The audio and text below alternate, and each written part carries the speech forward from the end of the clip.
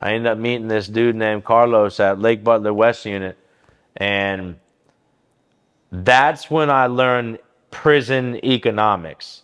And let me elaborate on that.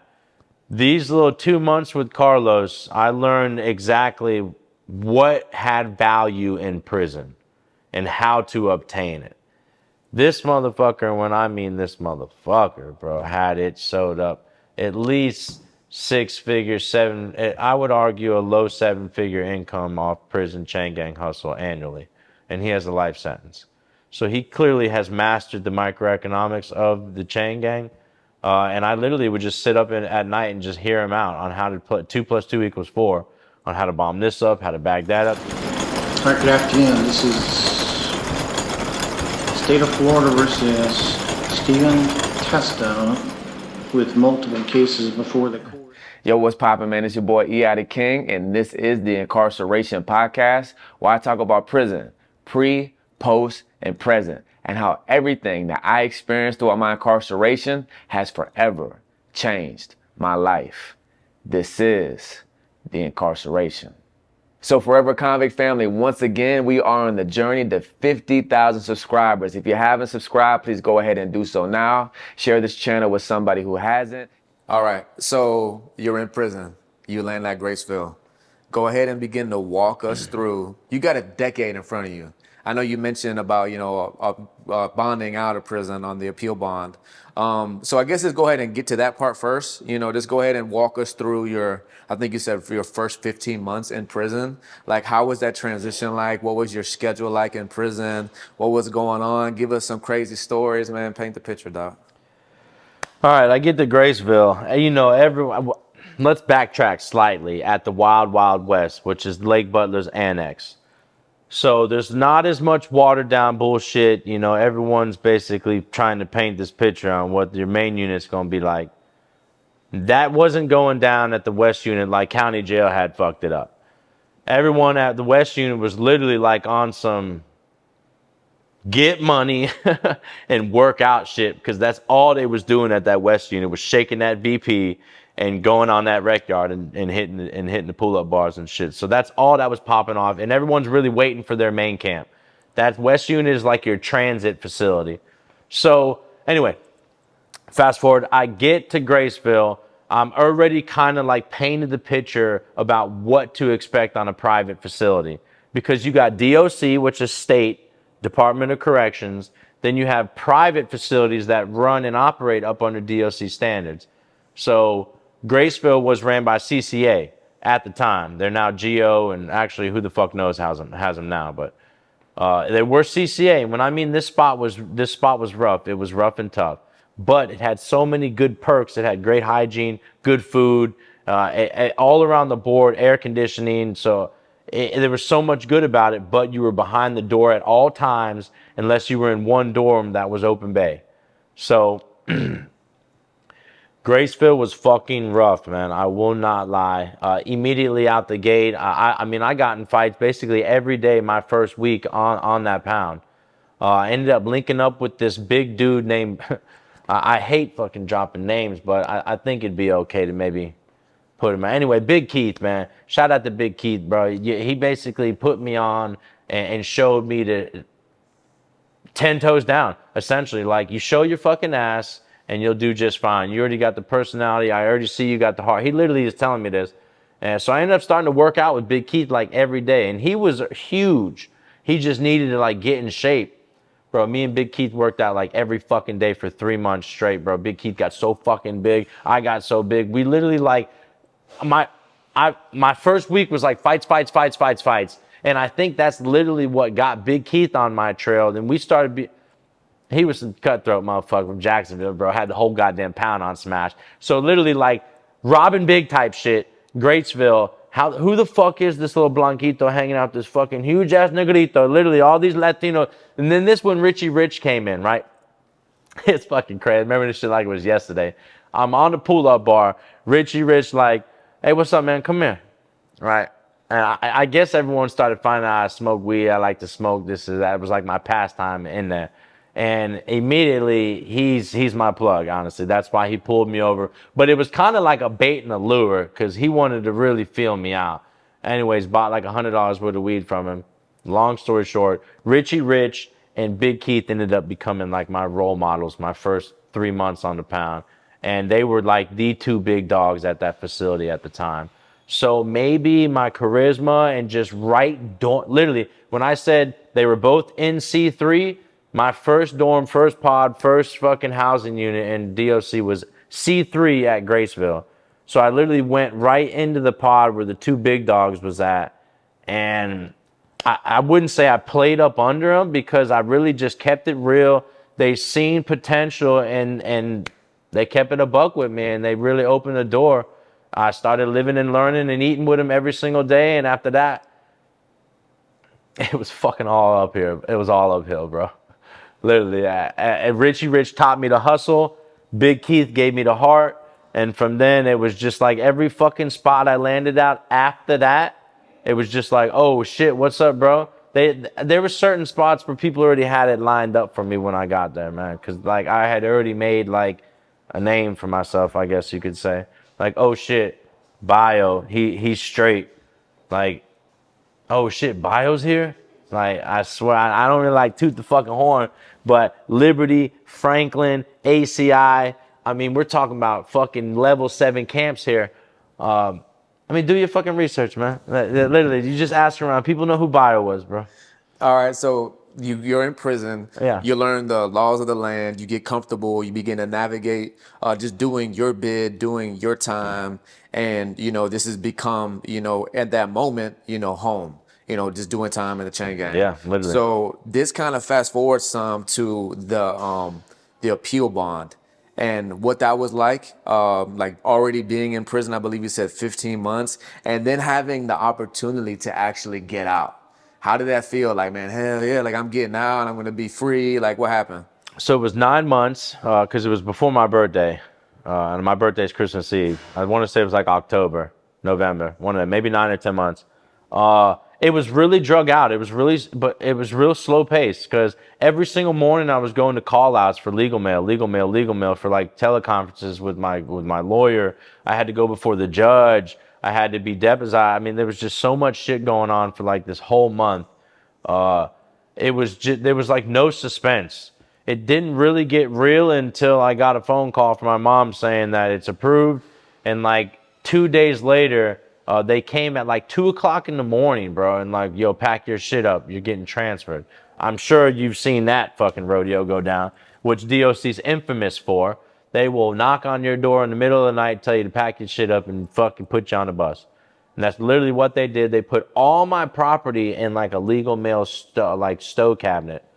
I got on this private company USG7 van, and they took me around, literally black boxed up, eating McDonald's breakfast, lunch, and dinner for 3 days fucking straight. 3 days straight. It was the worst fucking, actually, second worst experience in my life, which we'll talk about later on in this interview. But 3 days, okay, so all I had to go to was Alachua County. They fucking took me to, they took me past Miami. They took me to Marathon, bro.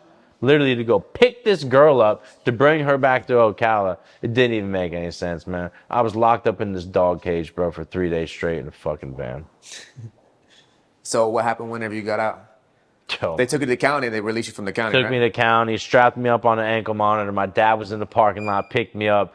We fucking turned it into a holiday. Yo, so my dad pulled up from Gainesville. We were living in Tampa.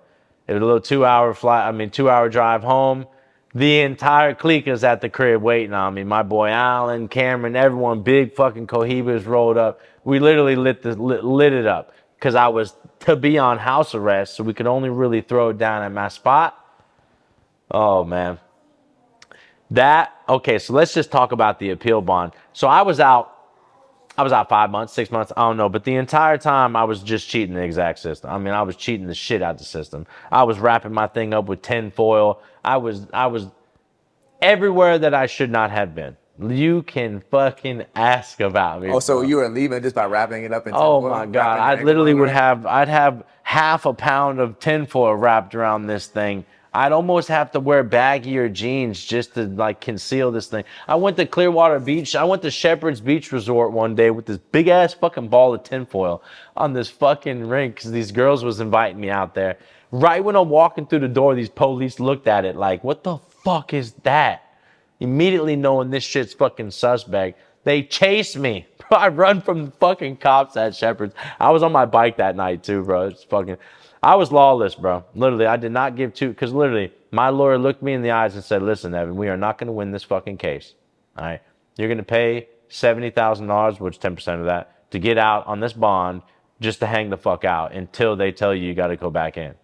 I was like, oh yeah, call that, bet. Boom. And that's literally how it went down. So, as long as my mindset was like, live. Don't catch a new charge. Live. Because they essentially, and what I signed on, all of this time served was supposed to be counted. I was supposed to be getting granted some type of like, I'm not going to say like time served, but credit for the appeal bond and the secured housing. So that's why I took that, because I didn't want to stretch. I didn't know it was going to stretch my fucking date out to 2023. You know, so I originally was supposed to come home in 21. But it fucked up, bro. So how long did you do out on the appeal bond? Like 6 months, like 14 days. 6 months. Okay. So how did it feel going back in, knowing that you had to go back into prison and do the rest of your bid? Fucking crazy. It took 3 days to turn myself in, believe it or not. All right. So when I got my mandate back saying that I had to turn myself in, this, and that, I fucking drove up to Gainesville with my dad to try and turn myself in. The bastards wouldn't let me do it. I swear to fucking God, like I cussed the county jail out. Alachua County Jail, I cussed you bitches out because you would not let me in their jail. I swear, I could not make this up. I had to drive home that day, 2.5 hours drive home. It was the most revealing and upsetting drive on the planet. Like, damn, I'm freedom for another couple more days, but what the fuck? We just drove all the way to Gainesville for no reason. My dad was so pissed. Long story short, ended up copping a hotel. I ended up getting pinned because my motorcycle tag got ran by a cracker and I had a warrant out for my arrest now at this point in time, and they ended up pinning me in a hotel room. Hold on. Why do you have a warrant out for your arrest? Because basically my mandate came back and they put an outstanding warrant saying that I was supposed to turn myself in. Oh, but because they wouldn't allow you to turn yourself in, they put the warrant out. Yep. Okay, so what, the police ran down on you at the hotel room? Yeah, police ran down on me the hotel room. I been cut my ankle monitor off. Oh, so you were running now. Yeah, I mean, at that point in time, I wasn't necessarily running, yo. I was like, I remember like it was yesterday. Me and my dad were eating Subway, like contemplating when the fuck we gonna try and turn myself in again. Because ain't no way in hell we were gonna drive out the game. Because we were crunching for money at the time. We just paid this lawyer all this. We were hurting, bro. We were down bad, ass up. So shit was bad, bro. We ain't had like money like that, so we couldn't afford to fucking hike up to Gainesville, you know, and like get rejected again. So we was literally like almost setting it up to where exactly what happened took place.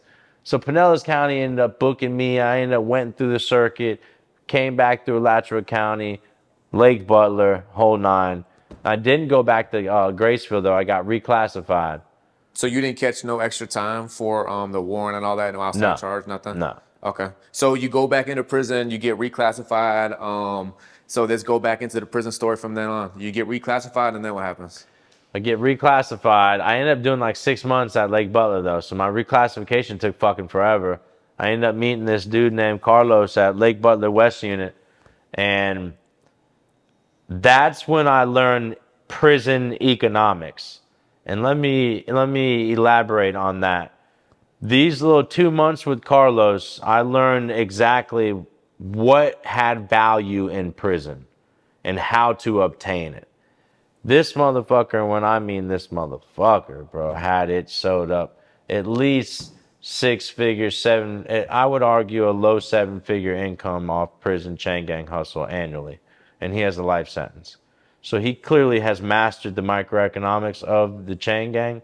And I literally would just sit up at night and just hear him out on how to put 2 + 2 = 4, on how to bomb this up, how to bag that up. You know, I guess I could elaborate even more on how, like caps. So chapstick caps are essentially the prison scale on everything you could ever imagine. So he taught me the entire game.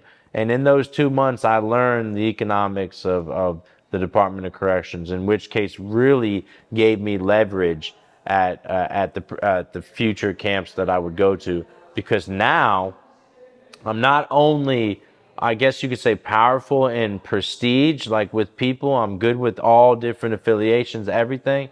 But now I know how to make 2 + 2 = 4.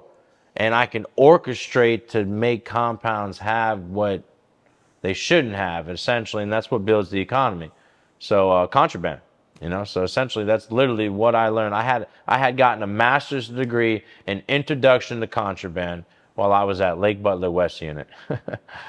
And I literally fucking ran 90 going north from then on out. Every camp I went to, I was a fucking terrorist. I went to Swanee, not 40 days later, I was already on the fucking slab. Explain to the viewer what that means, slab, and explain that story too, how you went to the slab from the GP. Okay, so let me continue to progress. I ended up going to Swanee. They sent me to Faith Base, how Faith Base dorm is and bullshit. I ended up going CM. So the slab is CM. So the reason they call CM the slab is because it's literally a concrete fucking slab that you sleep on. So, and what CM stands for is close management. So you either got to really fuck up or you got to really fuck up to go CM. And that's pretty much just solitary confinement. CM2, you get a bunkie. CM3, you get a bunkie as well. But how that happened, long story short, they came in guns blazing with fucking pepper spray and laced the entire I dorm up. Oh my God. I feel so bad for that whole dorm. Imagine, and pepper spray hard to get rid of, bro. So they, like 5 crackers came in, bro. Not just the fucking small cans, the big shits, bro. Dusted the entire dorm. Literally, everyone's property was just fucking peppers, just painted orange. They literally went in there and turned the fucking dorm into a day glow. Okay, I surrendered, right? Boom. I get on my knees. I tell them to cuff me up. The whole fucking time they're talking shit how these crackers are going to kill me, right? They immediately transferred me to Baker CI, because that, Lottie didn't have a holding cell. So they transferred me to Baker. So that's where I did my 4 months pending CM. The whole 4 stages of getting approved by state classification, institutional classification team, the whole 9. This interview could go on for hours on the steps and the procedures in DR court, which you're more familiar with. But DR court is basically when you fuck up in prison, you got to go before a bunch of shit eaters to determine how much time they're going to put you in confinement for. That's DR court. He could have reported injury. I would have went CM1, but I went CM2 instead. So I went back to fucking Swanee and got put on the slab. They put me in E-dorm. Okay, they didn't try to hit you with outside charge? No. So I actually, damn, I forgot all about that. So when I'm literally at Baker CI, I went to the ICT, which is Institutional Classification Team. And in that ICT meeting was the warden, head of classification, and a sheriff. And they literally gave me the option, like, listen, you could fight this charge in our county, or you could take Department of Corrections CM papers. And birds are chirping the entire time while I'm in the fucking holding cell. Everyone's telling me, they're rooting me on, like, don't fucking cop out, take the fucking papers, don't go to outside. You literally learning from everybody that's doing the same shit you do. Everyone's in confinement. So when they presented me, because everyone was pretty much telling me, like, yo, man, you might have some outside charges. Don't take no outside charges, bro. Go to the slab, take CM. I signed that CM paper. Literally, so I didn't even have to get approved by state classification. I fucking signed my CM papers. Or Rayford County court system, that's fucking KKK Central out there, bro. That's in the central North Florida, bro. All right, so let's go back to CM on the slab, and let's continue the CM story and into your prison bid. Just continue to share your schedule, some crazy stories, funny, crazy, insane. Man, give us a clip, bro. Some crazy ass traumatic times on the slab. Ended up getting jumped. I was jumped by 3 people on the slab. I ended up getting pepper sprayed by every fucking police officer you can imagine in E-dorm. So right when I got there, literally, they sprayed me on GP standard issue shit that they did. I fucking ran it, bro. I donkey kicked the fucking door to the extraction team came. Literally, another episode of me getting coached on by the pod. I'm green as fuck. It's my first week on the slab. They spray me. The whole fucking dorm's telling me, run it, bio. Fucking run it. I fucking ran it. I donkey kicked this fucking door the fuck down. The whole thing's on video, too. I would love to find that shit on video. Man, donkey kicked that motherfucking door till Captain Morgan came out, called the fucking extraction team. I'm gassed up by this time. My bunky's up under his fucking, literally up under the bunk, wrapped up in his blanket. He's so fucking pissed. I'm drenched. I'm painted. My whole body's painted orange. 5 fucking juggernauts come. You masked up or you eating it? Oh, I'm eating. Now, the first shot tore my ass up. When I mean my ass, like my asshole and like dick, like everything just, this whole region just lit the fuck up. 20 minutes into donkey kicking and my heart going, literally that shit all died the fuck out. Man, I ate a small can and 3 fucking big cans, bro. Real quick, bro, just paint the picture, because like we understand this, but paint the picture to the viewer of like the extraction. You don't gotta go like too in depth, but just paint the picture real quick of what it looks like when the extraction team comes, their procedure of like letting out a whole can, how many cans they can go through before the extraction, and like what the person does in the cell to like protect themselves when it comes to the t-shirts and wetting them and wrapping them up. God, like this is such a long conversation, but to wrap it up and sum it up shortly, these juggernauts are literally juggernaut. The extraction team guys they all have to meet a certain standard of body class. They're all 6'4", 250, and they're already beefed up juggernauted the fuck out in this like heavy football shit with shields. So when they come out, I think back then I remember reading on paper, they could only hit you with 72 ounces of chemical fucking agent before the extraction team could come. They couldn't hit you with the extraction team out the gate. You literally had to eat 72 ounces worth of fucking gas before them crackers could come. So with that being said, it was literally, it was a shit show, bro. I'm sitting there donkey kicking, right? And I didn't see them come in. I heard everyone saying, oh shit, you're fucked, bio. Literally, that's what made me turn around. When I turned, because I'm donkey kicking the door, and the window's this way, so I can't see shit. When I turned around, I see these juggernauts. Literally, Trojan stepping in the fucking pod. I'm like, When they got their riot gear on, right? They all masked whole up. riot gear, bro. They got the shields and everything. Shields and everything. I ain't no bitch in me, bro. I immediately copped out.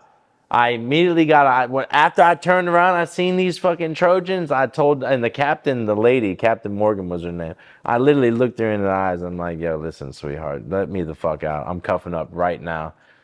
Bro, it was so fun. I forgot what little squirmy ass cracker's name was. He unlocked my flap, and I cuffed up immediately. Yeah, you know I cuffed up, bro. So I didn't get ran down on by the extraction team. I bitched up. I did. But they were big, bro, and very scary, and I wasn't about to take it there because that had just been more charges.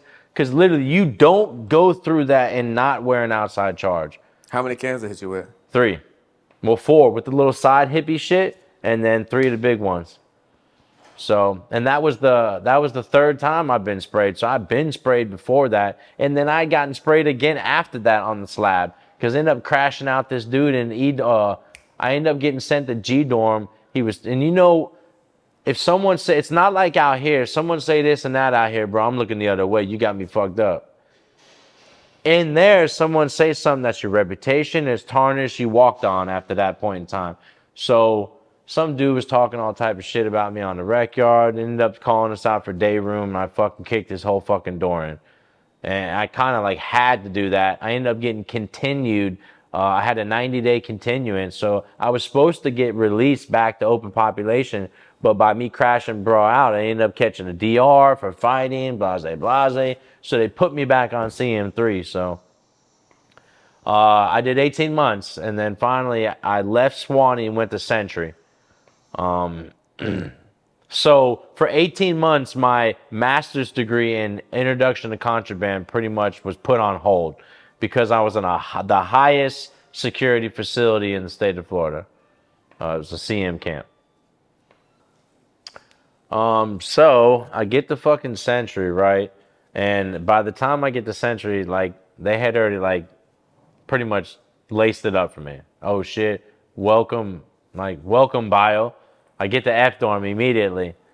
Bro, like it was fucking yesterday, man. There's so much love. And I don't know. So roommates are everything.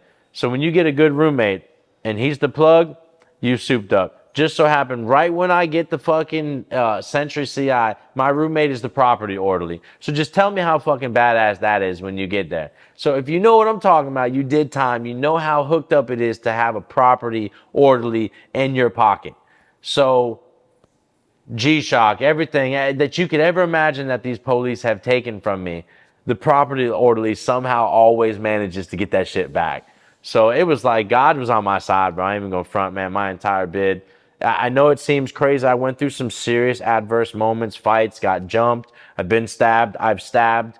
So it's crazy to sit here in retrospect, but the blessings I did get, man, I counted. Trust that. And listen, if you've done any time, I'm talking about a county jail, state penitentiary, federal, or even drug programs, whatever. If you want to share your story on this channel, go ahead and email me at eithekingbooking. Go ahead and put your stories in the comments below. If there's anything that I talked about slightly, you want me to go more in depth on, or anything I haven't talked about at all, and it's a good idea, drop it in the comments. Let me know. And also remember, I am a rapper. My artist name is E.I. the King.